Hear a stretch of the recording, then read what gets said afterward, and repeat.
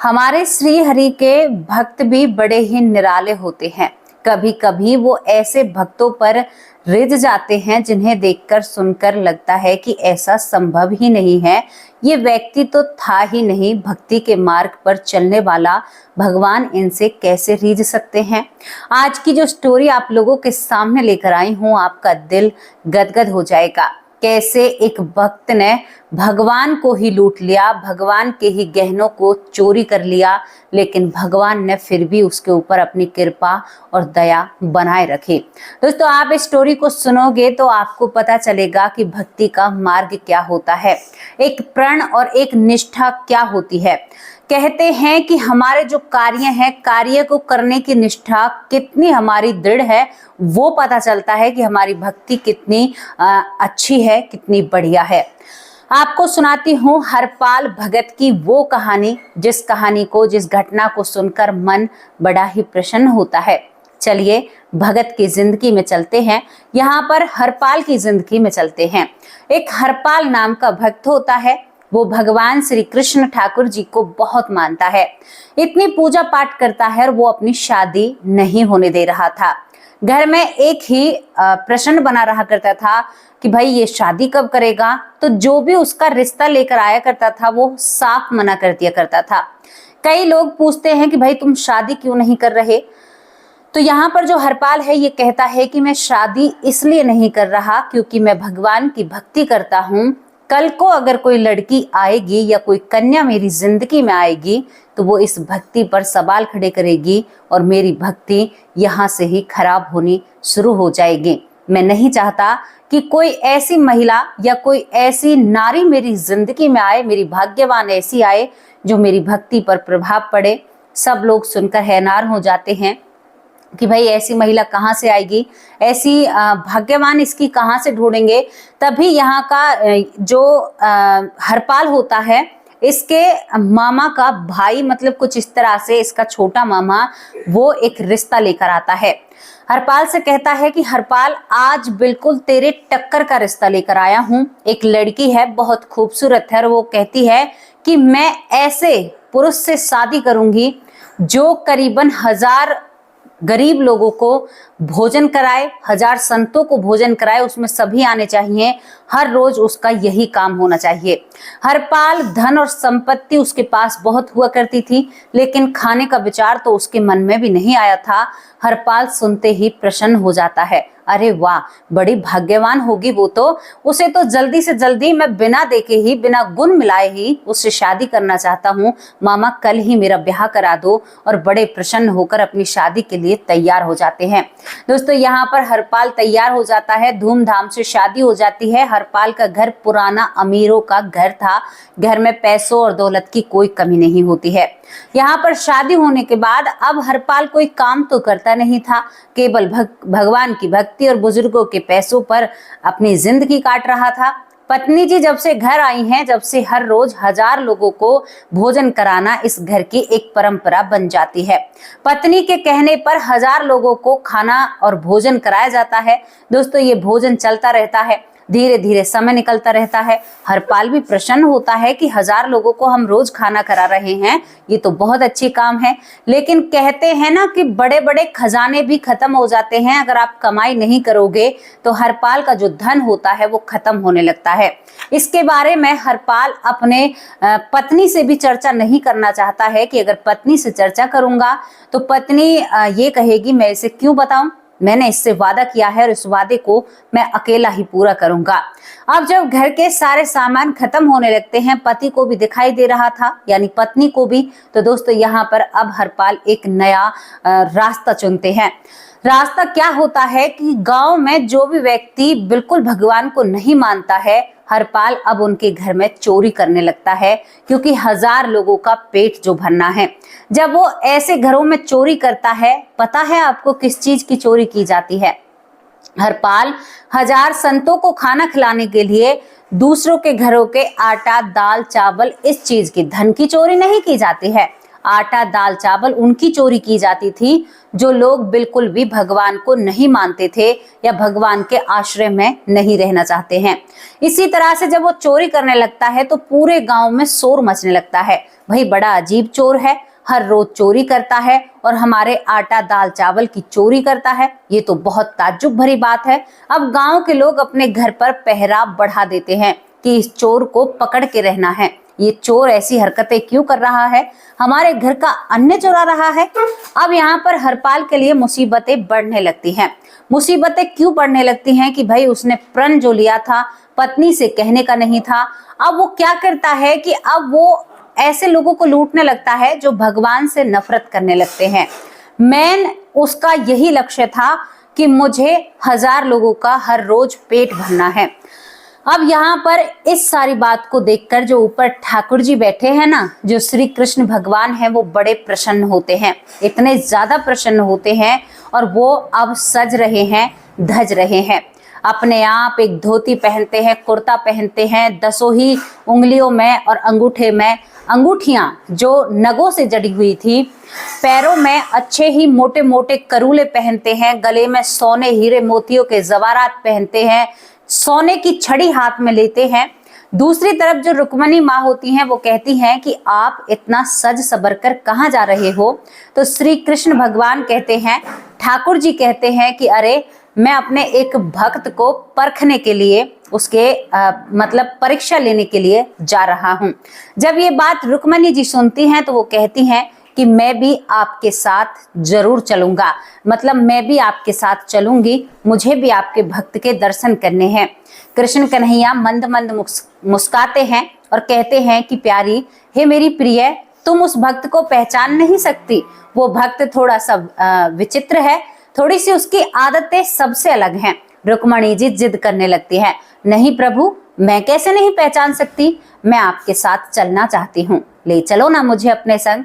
देखो, पत्नी हर जगह अपने पति का सम्मान करती है, चाहे वो भगवान की ही पत्नी क्यों ना हो।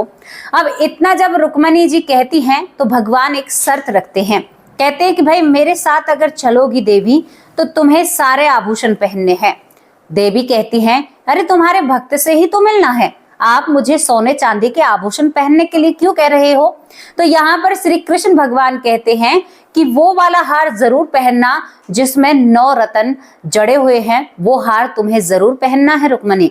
रुक्मणी कहती है, क्या तुम्हारा जो भक्त है क्या कोई बहुत बड़ा सेठ है या बहुत बड़ा धनी है। तो कृष्ण कन्हैया हंसने लगते हैं, मुस्काने लगते हैं, कहते हैं, हाँ मेरा भक्त बहुत बड़ा धनी और सेठ है, ये तो देवी तुम्हें जाने के बाद ही पता चलेगा।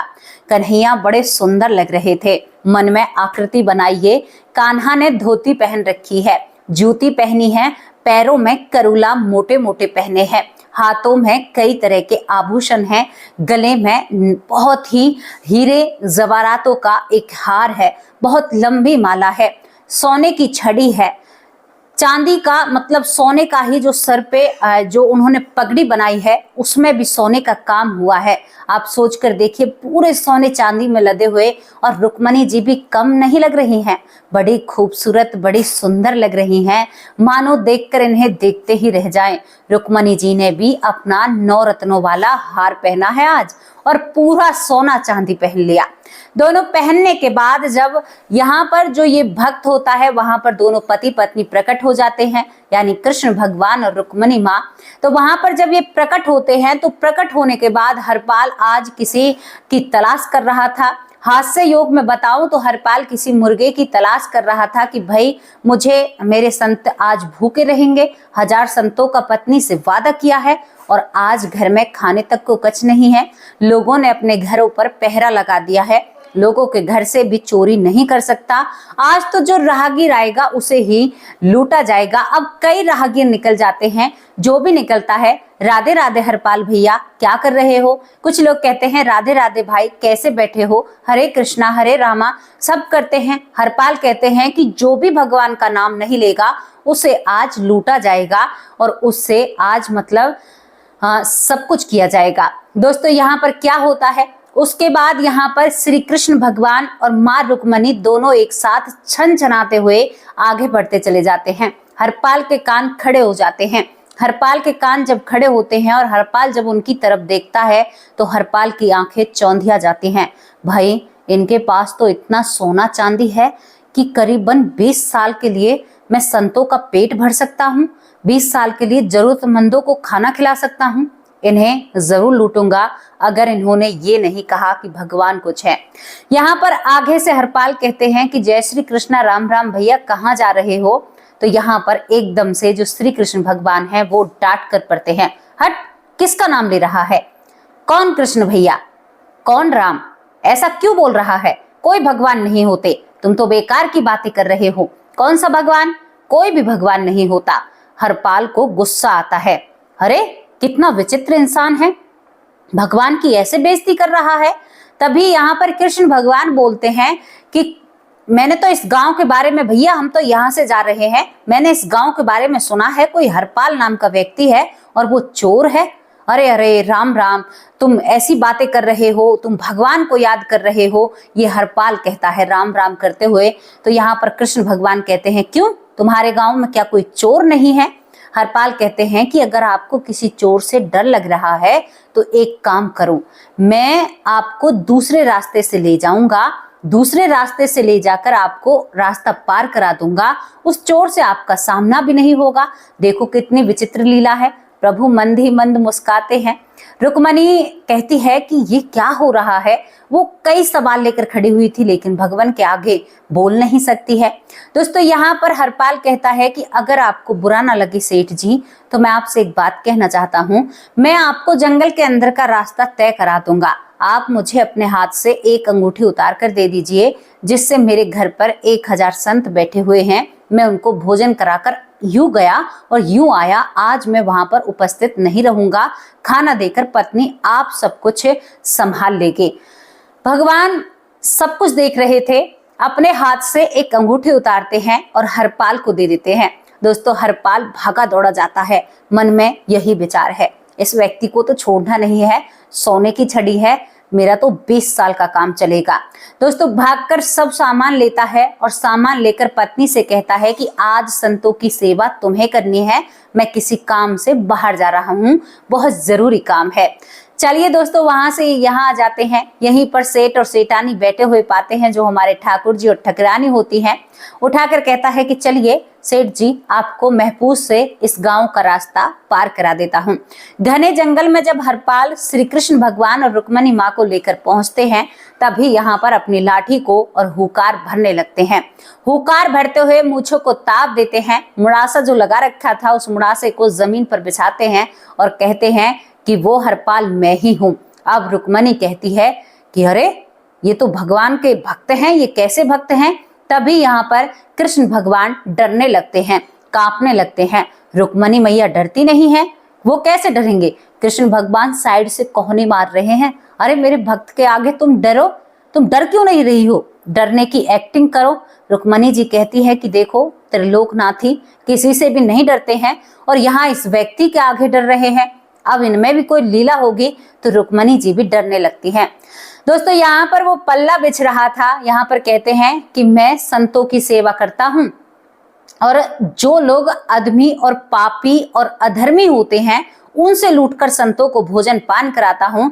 तुम्हारे पास इतना धन है कि मैं 20 साल तक अपने संतों का पेट भर सकता हूँ, उतारो जितने भी जेवर हैं। अब कृष्ण कन्हैया मुस्कुराते रहते हैं और एक एक जेवर अपने भक्त की झोली में डालते रहते हैं। वाह कितना आनंद है इस भाव में, कितना विभोर है इस भाव में, और सब कुछ गिर देते हैं। अब कृष्ण भगवान अपनी छड़ी को रखते हैं, ये कहता है कि छड़ी को भी डालो। छड़ी कैसे रख ली? वो कहते हैं श्री कृष्ण भगवान, अरे भैया मैं बुजुर्ग इंसान, कहीं गिर जाऊंगा। तो यहाँ पर जो हरपाल है वो कहते हैं कि तुम चिंता क्यों करते हो, तो मैं गांव से बाहर मैं ही छोड़ कर आऊंगा। अब रुक्मणी जी अपना गहना जेवर उतारती नहीं है, तो यहाँ पर हरपाल कहते हैं, ए मैया तू क्यों नहीं अपना जेवर उतार रही, उतारो सारे जेवर। रुक्मणी जी का जो 9 रत्नों का हार था, सबसे पहले इस हरपाल की नजर उसी पर जाती है, ये 9 रत्नों का हार सबसे पहले डालो। अब रुक्मणी जी मन ही मन स्वामी जी को गाली दे रही हैं कि आपने जबरदस्ती ये हार मुझे पहनाया, जो सबसे प्रिय हार है, अगर आज इसे पहनकर नहीं आती तो ये लुटता नहीं, इनकी वजह से सब कुछ हो रहा है। सोचकर देखिए मैं बहुत खुश हो रही हूँ इस बात को बताते हुए। रुक्मणी जी अपनी आंखों में आंसू भर लाती हैं और अपने उस 9 रत्नों के हार को यहाँ पर भगवान के भक्त के लिए उस झोले में डाल देती हैं। रुक्मणी जी धीरे धीरे सब कुछ उतार देती है। अच्छा, इसीलिए मुझे इतने गहने जेवर पहनाए जा रहे थे, आज भक्त पर कृपा हो रही है। सारे गहने जेवर जब उतर जाते हैं तो यह हरपाल उनकी पोटली बनाने लगता है और जब उठाता है तो ये पोटली उठती नहीं है। हरपाल सम रह जाता है। इतना वजन है? ए बाबा, सेठ बाबा, तू कैसे इस वजन को पहनकर चल रहा था? अरे अम्मा, तू भी बहुत भारी वजन को पहनकर चल रही थी। दोस्तों, जो ही इसने दोबारा गठरी को उठाने की कोशिश की, वही विशाल रूप में श्री हरि नारायण हमारे प्रकट हो जाते हैं। और यहाँ पर जो रुक्मणी माँ होती है, वो दोस्तों यहाँ पर लक्ष्मी का साक्षात स्वरूप बन जाती है। बड़ा विशाल काय दृश्य देखकर जो भी देखे मंत्र मुक्त हो जाए। यहाँ पर जो हरपाल होता है, हरपाल चरणों में गिरकर माफी मांगने लगता है। भगवान, मुझसे क्या गलती हुई? मैंने बहुत बड़ा अपराध किया। जो ही ये बातें निकलती हैं, जो ही ये सब निकलता है, वही भगवान और माँ इस हरपाल को गले लगा लेते हैं। भगवान कहते हैं, तुम्हारे जैसा विचित्र भक्त मैंने नहीं देखा। तुम मेरी परीक्षा में पास हो चुके हो, तुम बड़े अच्छे इंसान हो और तुम बड़े अच्छे भक्त हो। दोस्तों, जब यही सब कुछ चलता है, इसके बाद मैं आपको बताऊं, यहाँ पर हरपाल कहता है, प्रभु मैं तो बहुत गलत काम करता हूँ। मैं तो अपनी बात को जुबान को रखते रखते चोरी करना सीख गया। अपने आप में बहुत शर्मिंदगी महसूस हो रही है। यहाँ पर तभी हरपाल से भगवान कहते हैं कि कैसी शर्मिंदगी? तुमने उन लोगों का अन्न चुराया जो लोग शायद अपनी मर्जी से उस अन्न को किसी गरीब के पेट में नहीं डालते। तुमने वो काम किया है। और कहते हैं कोई कुछ भी करे, लेकिन जिसका धन होता है पुण्य उसका ही लगता है। जिन लोगों का तुमने लिया है, उन लोगों के नाम से भी तुमने उनके जीवन में अच्छे सुख और वैभव और भाग्य रच दिया है। जो लोग शायद मुझे याद भी ना करते, तुमने उन लोगों का भी उद्धार कर दिया है। भगवान भगत को अपने गले लगा लेते हैं। यहाँ पर हरपाल कहता है कि प्रभु, अगर मेरी पत्नी मेरे सामने ये शर्त ना रखती तो आज मैं आपको प्राप्त नहीं करता। हरपाल बहुत जोर जोर से रोने लगता है। भगवान, मैं तो आपको पाकर बड़ा ही प्रसन्न हूँ, बड़ा ही गदगद हो गया हूँ। अहो भाग्य हमारे, जो आप हमारी जिंदगी में पधारे। मैं अपनी पत्नी का बहुत आभारी रहूंगा। मुझे श्री ठाकुर जी से उन्होंने मिलाया है। इसके बाद यहाँ पर जो हरपाल होता है, वो रोते हुए कहता है, भगवान मेरी पत्नी जिसके माध्यम से मैं आपसे मिला, क्या आप उसको दर्शन नहीं दोगे? वो भी आपके दर्शनों की अभिलाषी है। भगवान और उनकी पत्नी स्वयं बाल रूप रखते हैं। हरपाल एक गोद में भगवान को और एक गोद में लक्ष्मी जी को गोद में उठाते हैं। सर पर सोने चांदी की पोटली जो उठ नहीं रही थी, दोनों बच्चों ने पकड़ रखी थी, जो कि साक्षात भगवान थे। घर पहुंचते ही इसकी पत्नी उस पोटली को पकड़ती और कहती है कि स्वामी, आज कितने सुंदर बच्चों को आप घर पर लेकर आए हो। मैंने सभी को भोजन करा दिया है, लेकिन ये बालक तो बहुत सुंदर हैं। तभी जैसे ही हरपाल दोनों भगवान और माता रानी को अपनी गोद से उतारते हैं, वैसे ही साक्षात दोनों फिर उसी रूप में आ जाते हैं और पत्नी भी धन्य हो जाती है भगवान के दर्शन पाकर, और वो भी चरणों में गिर पड़ती है। इसके बाद भगवान दोनों पति पत्नी को दर्शन देने के बाद हरपाल से कहते हैं कि हरपाल, जितना भी तुम्हारा जीवन है, अब तुम्हें कभी भी किसी के घर चोरी करने की जरूरत नहीं पड़ेगी। ये धन इतना अपार है और इस धन से तुम सेवा कर सकते हो। दोस्तों, उसने बहुत कर्जा लिया था, उस कर्जे से भी ये सब कुछ नहीं हो पाया था, तो उसने उस धन में से कर्जे को भी पूरा किया और श्री कृष्ण भगवान बहुत अच्छा आशीर्वाद देकर अपनी पत्नी के साथ यहाँ से चले जाते हैं और हरपाल की आंखों में आंसू होते हैं। ये थी वो भक्त और भगवान की कहानी, जहां पर कहते हैं ना, भगत के बस में है भगवान। हमेशा भक्त के बस में भगवान रहते हैं। ये तो हमारा मन है, पापी है। हरपाल ने उन लोगों का भी उद्धार कर दिया था जो अपने घर से किसी को एक चौंटी देने में, यानी हरपाल उन्हीं घरों को चुना करता था जो भगवान को नहीं मानते थे, किसी को दान नहीं करते थे, दया उनके अंदर नहीं थी, धर्म उनके अंदर नहीं था। हरपाल पैज में, गुस्से में उन्हीं के घर से चोरी करके संतों को खिलाया करते थे। तो उन लोगों का भी उद्धार यहाँ पर हरपाल ने नादानी और अनजाने में कर दिया था। दोस्तों, ये थी वो घटना जो घटना बहुत ही प्रचलित है। कहते हैं कि भगवान अपने हर तरीके के, कहते हैं मेरे पापा एक कहावत कहा करते थे, कबीरा तेरी झोपड़ी के पास में, कहते हैं कि पशु कटते थे। जो कबीर साहब होते हैं, उनकी झोपड़ी के पास में पशुओं का कटना, मतलब खटीक जिसको आज बोलते हैं, लेकिन उनका हर यानी भगवान से हेत था, तो उन्हें कोई फर्क नहीं पड़ता था क्योंकि वो अपना कर्म कर रहे थे। उन्हें तो नहीं रोक सकते थे ना इतने लोगों को। वो अपनी झोपड़ी के पास ये सब कुछ होता देख बड़े दयावान थे, फिर भी भगवान के भजन को नहीं रुकने दिया। तो हर हालत में वो भी भगवान के भक्त थे, जो मांसाहार को यहाँ पर जो शालिग्राम है उससे तोला करते थे। वो भी बहुत प्रसिद्ध भक्त थे, लेकिन भगवान ने उन्हें भी अपने हृदय से लगाया। जिसके तन से बदबू आती थी, जिसके शरीर से बदबू आती थी, भगवान ने उसे भी अपने सीने से लगाया। वो भी भक्त थे जो मंदिर में झाड़ू लगाया करते थे, मतलब नीची तरफ झाड़ू लगाया करते थे, ऊपर जाने का उनका आदेश नहीं था, लेकिन साक्षात ठाकुर जी अपने मंदिर से नीचे उतरकर उनके कंधों पर बैठ जाते हैं। तो भगवान के लिए सब एक समान है। ये हमारी बनाई हुई बातें हैं और हमारे कर्मों की बनाई हुई ये रचना है, तभी तो इसको कहते हैं कि ये माया जाल है। यहाँ पर माया है, भगवान की कोई गलती नहीं है। भगवान अपनी हर एक जीव आत्मा को एक समान समझते हैं, लेकिन अगर हम कर्म ही अच्छे नहीं करेंगे तो हमें तो भैया ये कर्म तो भोगने पड़ेंगे। हमें कहीं गरीब घर में जाना होगा, ऐसे घर में जाना होगा जहां पर समाज भी आपको धिक्कारता है। ये माया जाल है, ये यहाँ पर पृथ्वी लोक है, मृत्यु लोक है। यहाँ पर ये चीजें होना तो संभव है, आसान है।